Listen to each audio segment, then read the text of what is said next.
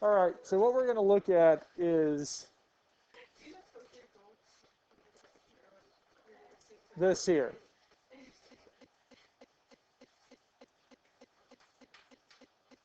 Okay. No, sorry. We're going to do these next few, and when we hit example 4, I'm going to recheck the assignment and see, but I have a feeling that one's not going to be on there. So we're going to finish up this here probably to example 4, and then we're done. So when we look at this here, what the assignment and what kind of we're entailing this here and what we're wanting to cover is first graphing the first example, or graphing f of x. So the first thing we want to do is we want to graph this and compare it to our 3 absolute value of x minus 3 plus 1. Now it looks a little bit different on your note sheet because the 3 is inside the absolute value. Essentially, scribble out that line and draw the line back in there. Because the reason we're changing this up is the 3 on the inside is a horizontal stretch by a factor of 1/3. It's a little confusing on how those work. They're tricky. So we're mainly just going to look at the vertical stretch. Now, if we're to graph f of x, this f of x, the absolute value of x minus 3, plus 1, we need 5 points. We're going to need 5 points. So I would start off with -2, -1, 0, 1, 2. But the minus 3 inside the absolute value tells me it's moving 3 units to where? Right. To the right. Because inside moves left or right, and since it's negative, it's going to move to the right. If it's positive, it would have moved to the left. So we want to move all these right 3, so I'm going to add 3 to -2.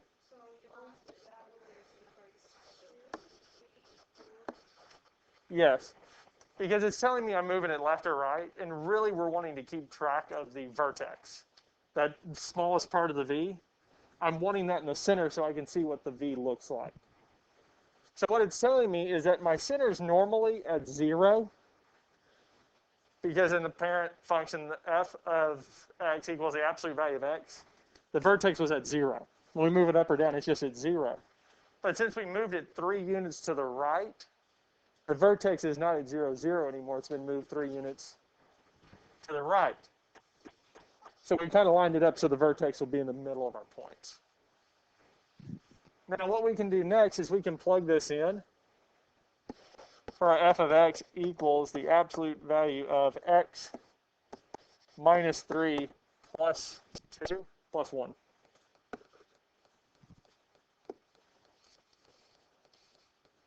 So the first number we're going to plug in is 1. So we're going to take the absolute value of 1 minus 3 plus 1. Well, 1 minus 3 is? Well, the absolute value of -2 is? Plus 1 is?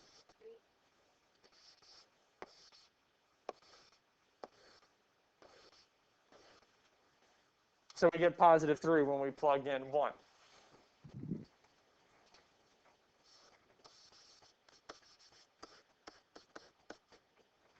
Then we'll do the same thing with 2. So we're going to do 2 minus 3. And 2 minus 3 would be?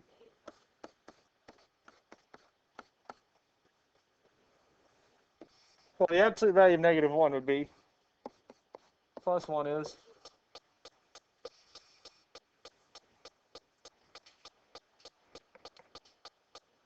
Any questions on this so far? We good with this here? Yes? Okay, I'm going to erase these two so we still have space. Nope. Now we can do the same thing with 3. We'd have 3 minus 3 plus 1. Because 3 minus 3 is 0. Oh, the absolute value is of 0.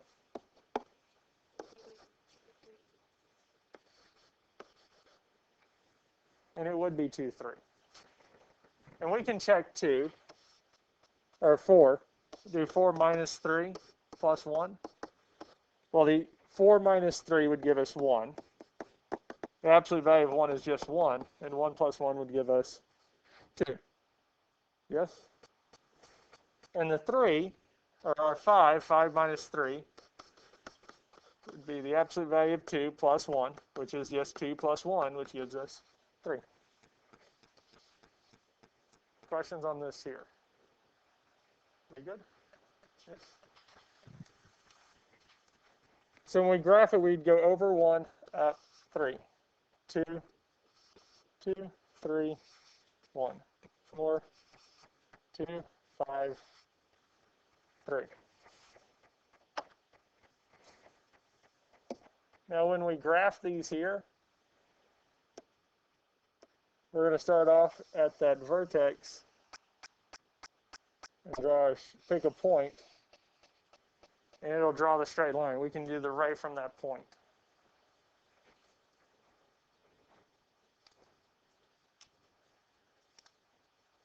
Any questions on this here? Now the directions for this here says, and then graph this here, g of 3 times the absolute value of x minus 3 plus 1. Let's just describe the transformation, because that's all it's going to ask for on the homework assignment. It's not going to ask you to graph both of these. So looking at all this here, what changed from this here? There's a 3 added on the outside, yes? Because we're multiplying it by 3. So what would this be? It would be what?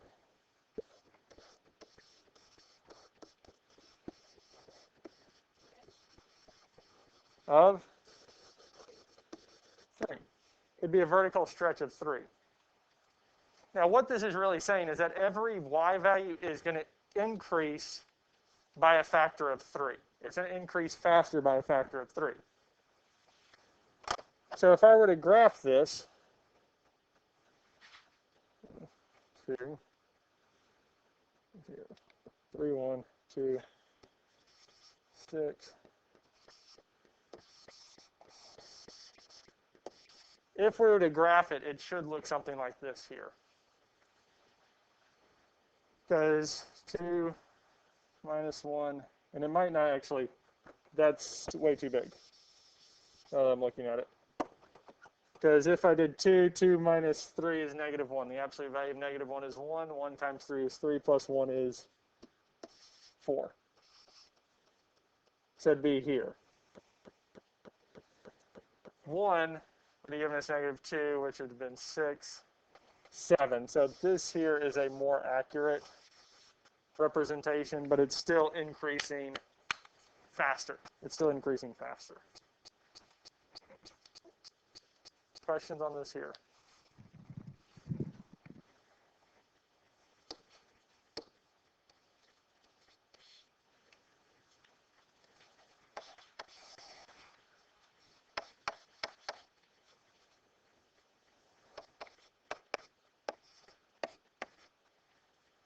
Okay. We're going to graph our f of x for this one here, which is our absolute value of x minus 1. And then we're going to kind of describe what happens to the g of x, from going from f of x to g of x. Now this here, we would normally start off with negative 2, negative 1, 0, 1, 2 as points to plug in to get the graph. The 1. We're going 1 to the right. So I'm going to move all of these over 1. So I'm going to add 1 to them. Well, negative 2 plus 1 is?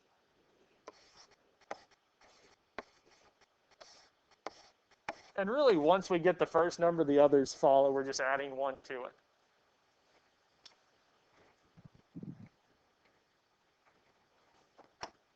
So let's look at the first one, our negative 1. We plug it in for x, so negative 1 minus 1. Well, negative 1 minus 1 is?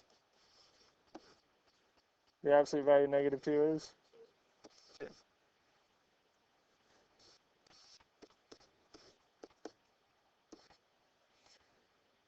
0 minus 1 is? Negative 1, which gives us 1.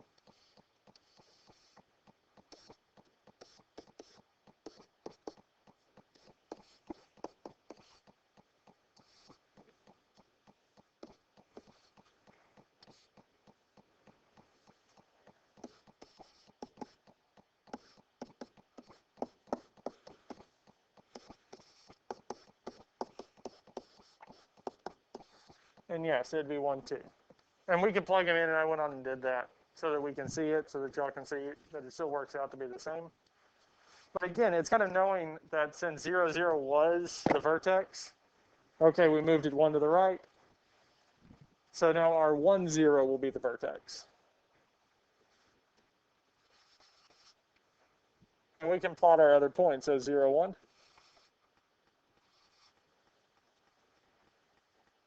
Negative 1, positive 2, 2, 1, and 3.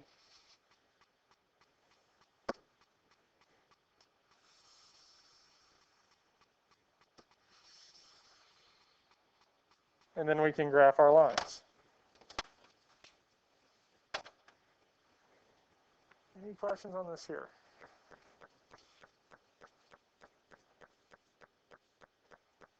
So if we're good with this here, so we're good with how we graph the first one? Yes? We're good with graphing the absolute value of x minus 1? Okay, I'm going to erase this here. So this is still our graph. Now our new one,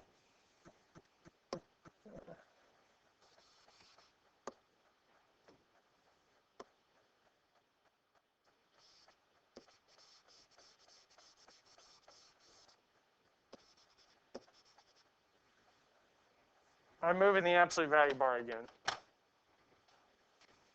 Because I don't want it on the inside. I don't want the 1/2 on the inside. I want it on the outside. Yep. I'm going to fix that later on the note sheets. So g of x is equal to 1/2 times the absolute value of x minus 1. So the 1/2 on the outside would be a what? Vertical? Yes. Now why do I know it's a shrink and not a stretch? It is less than 1. Or really it's between 0 and 1. Because if it's less than 0 or it's negative, essentially, we're talking about reflections of 1/2. So what that means for us is that each value of y that is coming out of the function is going to increase slower. So,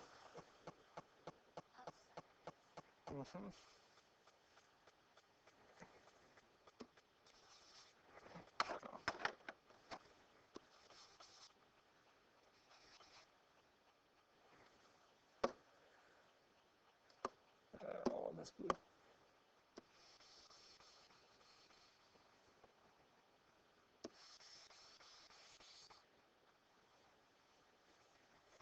So it's increasing half as fast as our original one. It's increasing slower. So it's going up the y-axis. We're talking about going up. It's going up slower. It's shrunk. Yes? That's when we talk about a vertical shrink. It's shrinking along the y. Questions about this here? Any questions over any of this here? Are we good with this here? Okay, so we're going to change the next one also. So again, I'm just moving that absolute value bar and after the number. Because dealing with a horizontal shift or horizontal stretch or shrink is not something we were going to deal with.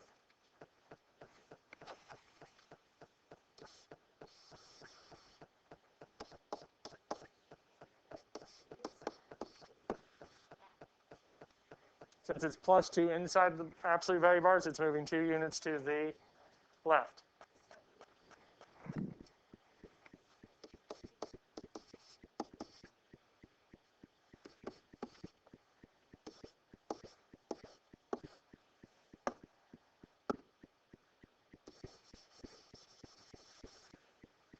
Now, really, -2 is going to be the what? Vertex. Yes? Because 0, 0 was the center. We moved it 2 to the left, so now it's going to be at -2. So now we can plug these in. We'll start off with the absolute value of -4 plus 2 plus 2. Well, -4 plus 2 is going to be +2. Well, the absolute value of -2 is plus 2 is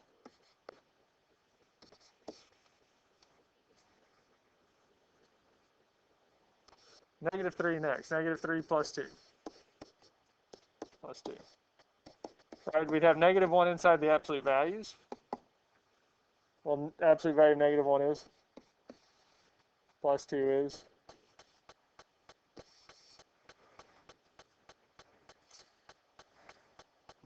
Any questions on any of these so far?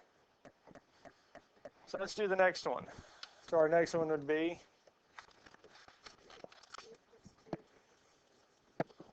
negative 2 plus 2 inside the absolute values plus 2 on the outside.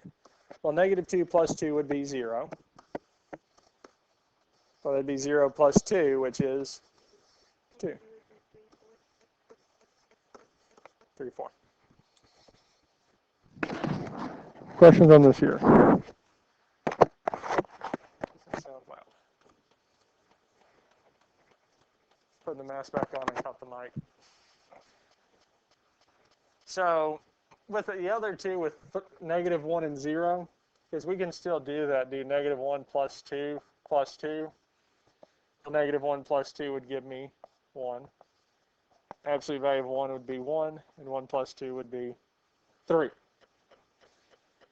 And then with our 0 plus 2 plus 2, well, that'd be 2 plus 2. The absolute value of 2 would be 2, and 2 plus 2 is 4. So on the graph, we'd have negative 4, 4, negative 3, 3, 2, 1, 3, 0, 4.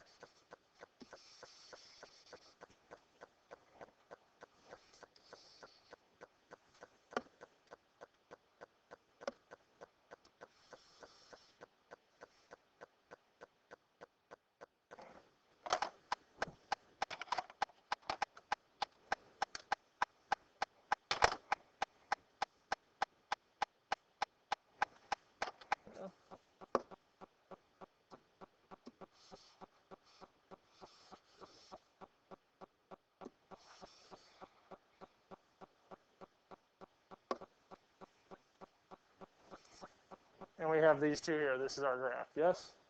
So looking at g of x, I will give you a hint, and there's actually two transformations. And they're all dealing with that 4. One is a reflection.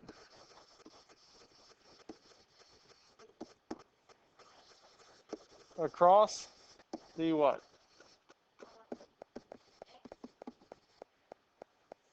X-axis. Since the negative is outside the absolute values, it's going to be across the x-axis. The negative outside the absolute value will make it reflect across the x-axis. And what?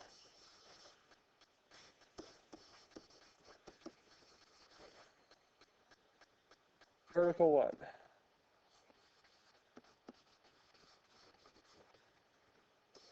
It's going to be a vertical stretch of 4. The negative tells me it's a reflection. The actual value that I look at for the stretch is not the negative, it's the number.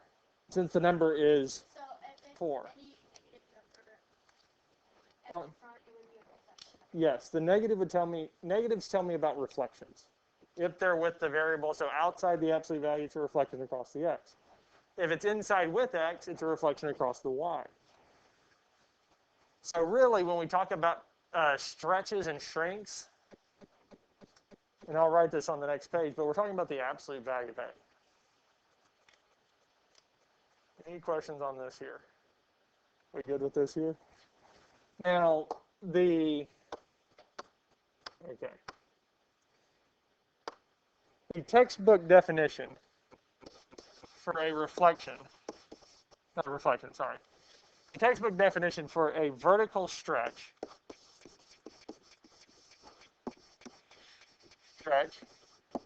if the absolute value of A is greater than 1. So if it was like the last one, negative 4, well, the absolute value of negative 4 is 4. It's greater than 1. And it's a vertical shrink